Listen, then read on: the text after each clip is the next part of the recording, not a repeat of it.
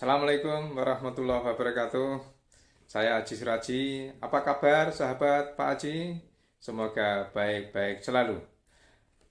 Baik, pada kesempatan ini saya akan menyampaikan paparan tentang masalah mudik lebaran tahun 2021, apa dan bagaimana.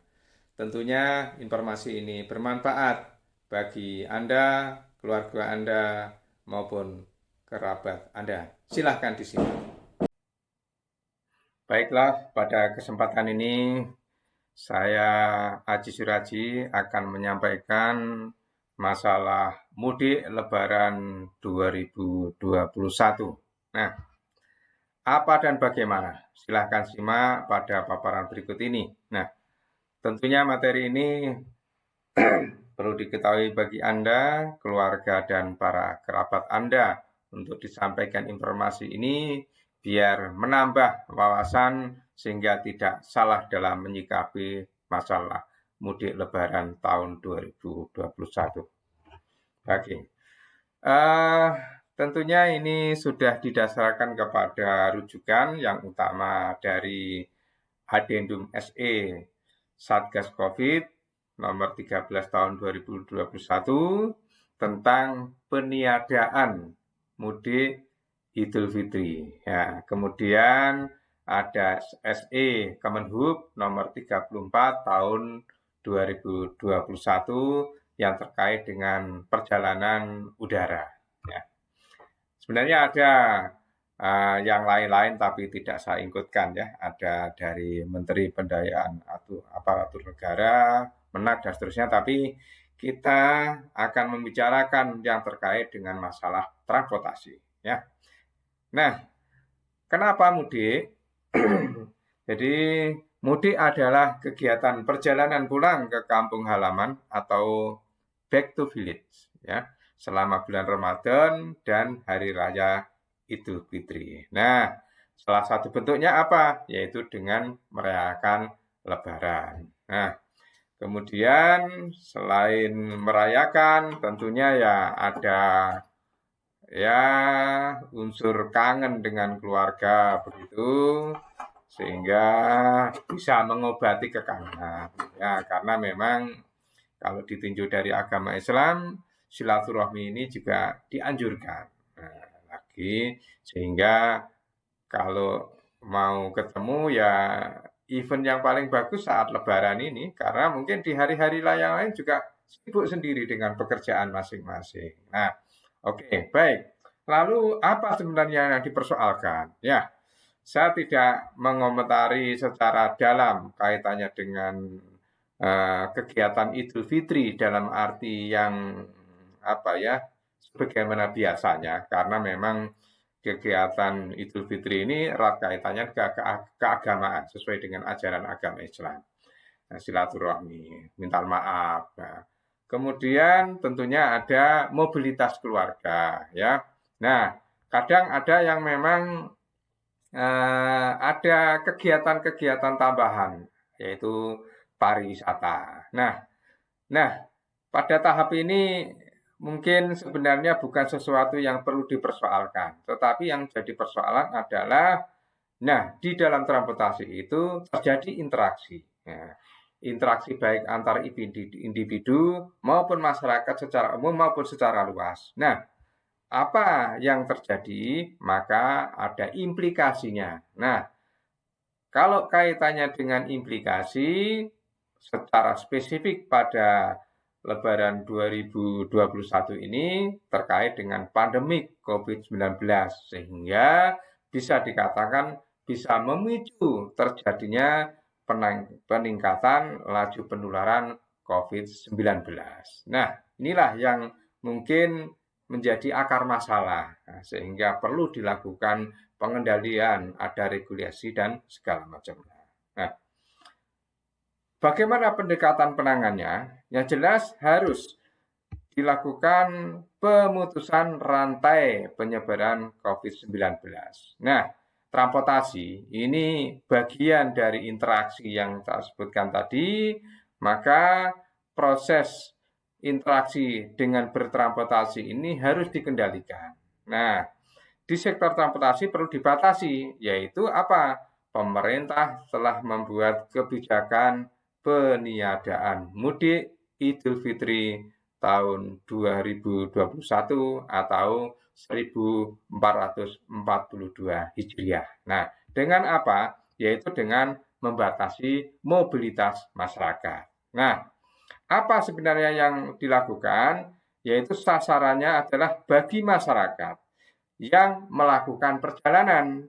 Kalau tidak melakukan perjalanan, tidak ada yang perlu dipersoalkan, ya biasa-biasa saja, tidak berpengaruh lah ya begitu. Tapi yang melakukan perjalanan ini harus dilakukan regulasi dalam arti pembatasan, baik itu antar kabupaten kota, provinsi, bahkan antar negara. Ya, baik itu transportasi darat, laut maupun udara.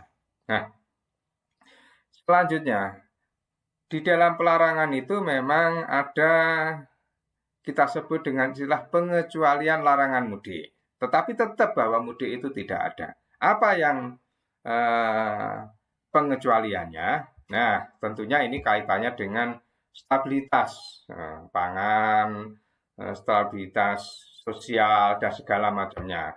Ada dua kategori utama. Yang pertama adalah yang terkait dengan logistik. Nah, yang terkait dengan logistik itu harus berjalan terus karena kalau tidak sembako dan segala macamnya ini bisa mengganggu sosial ekonomi. Nah, kemudian yang berikutnya lagi adalah kaitannya dengan non mudik. Nah, jadi kelompok masyarakat dengan keperluan non mudik. Ya, dua. Jadi logistik kemudian non mudik. Nah, yang non mudik ini apa? Kalau logistik boleh lah ya sudah kita mungkin paham ya kaitannya dengan barang-barang sembako dan segala. Nah, untuk yang non mudik yaitu yang melakukan perjalanan dinas.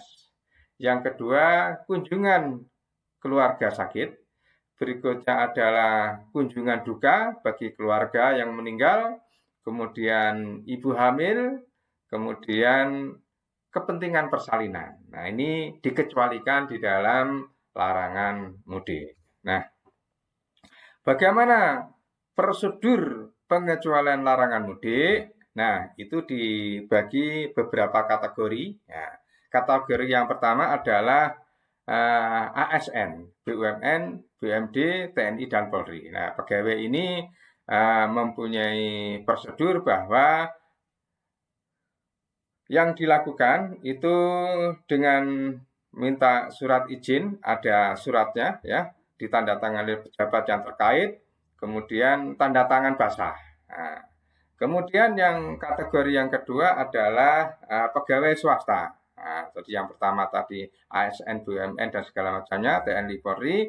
Yang kedua adalah pegawai swasta. Nah, apa itu surat izinnya? Adalah ditandatangani oleh pimpinan perusahaan. Tentu ini ya, tanda tangan dan stempel basah. Nah, kemudian bagaimana untuk pekerja informal, ya, seperti tukang dan segala macamnya ini ya, itu ditandatangani oleh kepala desa atau lurah surat izinnya. Kemudian kalau yang tidak bekerja, nah, ibu rumah tangga dan segala macamnya, nah, itu pengangguran termasuk ya, kalau pengen jalan-jalan, nah, maka tetapi tetap tadi misalnya non pekerja tapi ada keperluan mendampingi ibu hamil atau melakukan perjalanan untuk kunjungan duka dan segala macamnya, maka surat izinnya ditandatangani oleh kepala desa atau lurah. Ini yang perlu diketahui ya. Selanjutnya adalah bagaimana pengaturan waktu. Ini saya screenshot dari peraturan-peraturan yang ada. Jadi sudah diatur H-14 dan H+7 ya. Oke. Kemudian secara lebih spesifik saya tulis ulang di sini. Jadi pemerintah secara resmi telah melarang mudik Lebaran 2021 selama 12 hari dari tanggal 6 sampai dengan tanggal 17 Mei 2021. Ini larangan mudiknya. Nah, sebelum dan sesudah itu juga tetap ada pengendalian. Nah, atau istilahnya adalah pengetatan mobilitas pelaku perjalanan dalam negeri, disingkat dengan PPDN. Apa itu? Yaitu PPDN itu H-14 sudah dilarang melakukan perjalanan, tetapi tentunya diketati sampai dengan H+7. Nah, H-14 dan H+7 dari yang dilarang mudik itu. Secara lebih khusus bisa saya jelaskan dalam skitsa yang sudah saya buat di sini. Jadi larangan mudiknya itu di sini. Tanggal 6 sampai dengan tanggal 17. Nah, H-14 ditarik dari sini, dari tanggal 6 ini. Tanggal 6 ditarik mundur sebesar H-14. Sehingga pengetatan PPDN itu mulai tanggal 22 April. Nah, begitu juga pengetatan setelah larangan mudik itu adalah H+7 berarti sampai dengan 24 Mei 2021.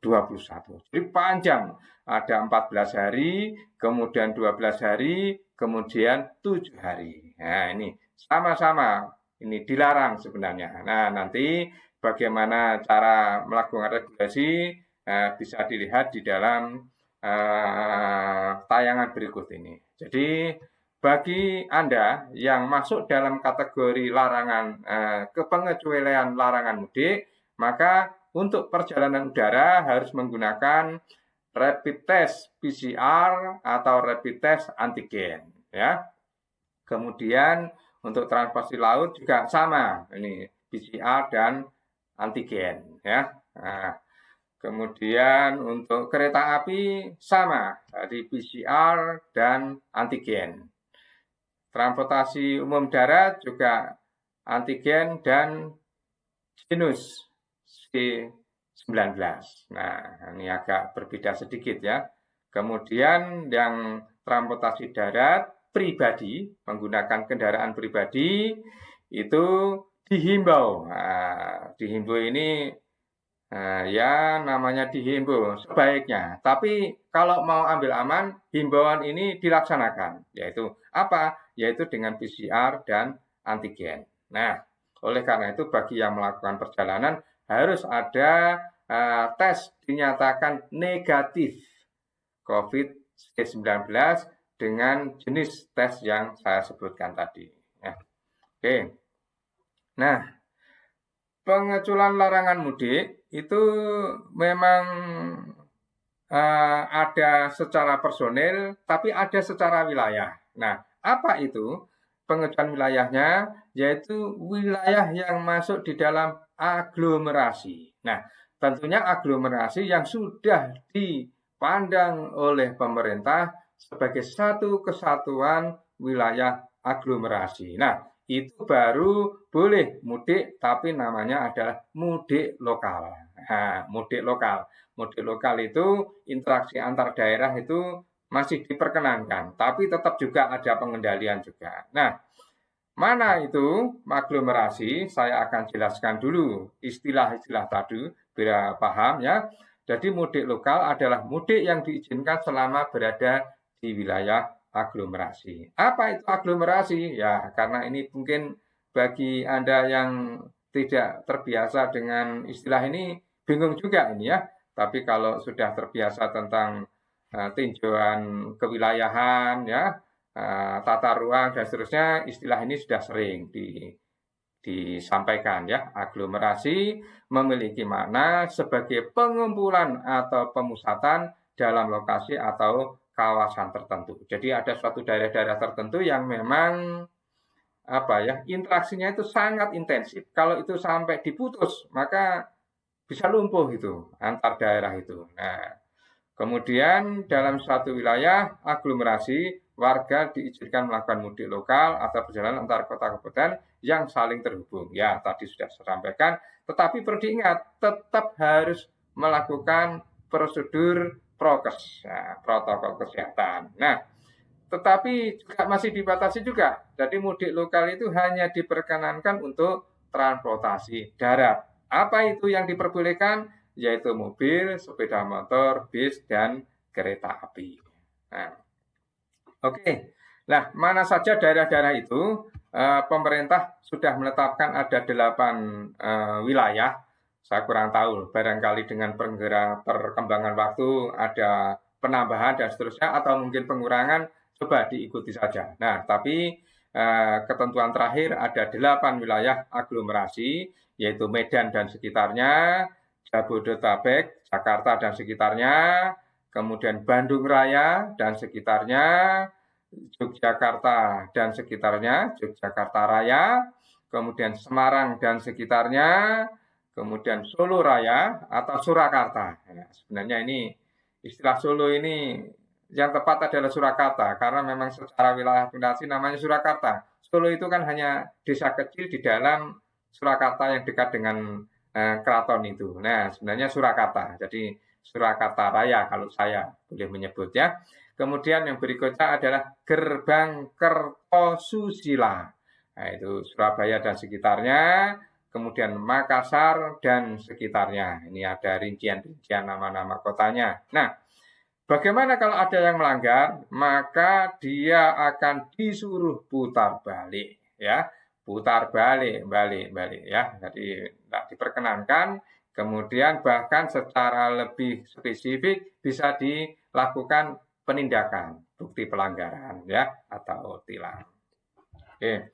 Nah, saran saya dari Pak Haji kepada para sahabat Pak Haji, nah, yang pertama adalah taati aturan pemerintah, ya, karena memang ini untuk kebaikan bersama, ya, apalagi pandemik COVID ini harus secara bersama menangani, ya. Kemudian jangan paksakan diri, jangan pernah paksakan diri, nanti akan jadi persoalan, ya. Alternatifnya ucapan selamat mungkin bisa disampaikan lewat medsos atau telepon dan segala macamnya, silahkan dilakukan. Kemudian bila Anda masuk di dalam pengecualian larangan mudik, sebagaimana poin-poin yang saya sebutkan tadi, ada ASN, kemudian pegawai, tapi punya keperluan-keperluan yang juga disebutkan tadi, maka silahkan ikuti sesuai dengan prosedur, ya, menyiapkan dokumen-dokumennya. Oke, nah, tip perjalanan yang aman dan selamat. Apa itu? Ya, berdoa, ya. Karena kita sebagai insan ini ya milik yang kuasa, yang maha kuasa, Allah Subhanahu wa taala, ya. Oleh karena itu berdoa sebelum berangkat, ya. Kemudian berikutnya bagi penumpang atau driver jangan lupa bawa KTP sama SIM. Bawa surat keterangan perjalanan tadi. Jadi kemudian hasil tes kesehatan, bebas COVID tentunya hasil tesnya, ya. Untuk kendaraan siapkan STNK, cek BBM oli, air radiator, tekanan ban.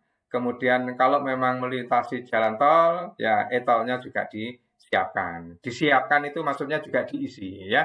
Jangan cuma di bawah. Nanti banyak kasus di beberapa tempat tol gate itu ketika masuk gerbang ternyata saldonya habis. Nah, selama di perjalanan tetap melakukan prokes, ya, bukan hanya di lokasi tetapi di kendaraan lebih dari 1 orang pakai 3M, ya.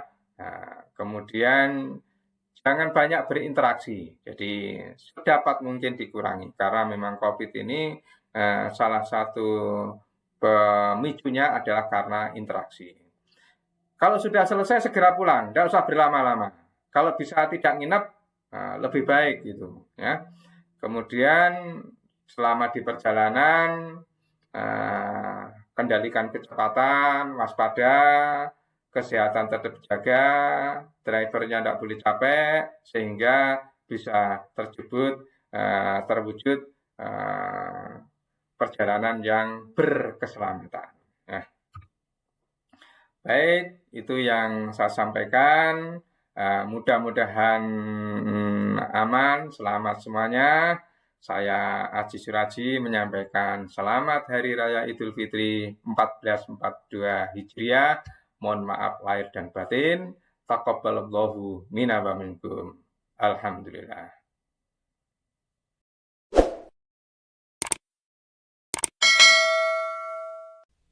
Ya, demikianlah tadi paparan tentang masalah mudik lebaran.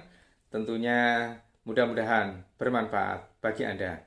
Sekian, terima kasih. Bila taufiq wal hidayah. Assalamualaikum warahmatullahi wabarakatuh.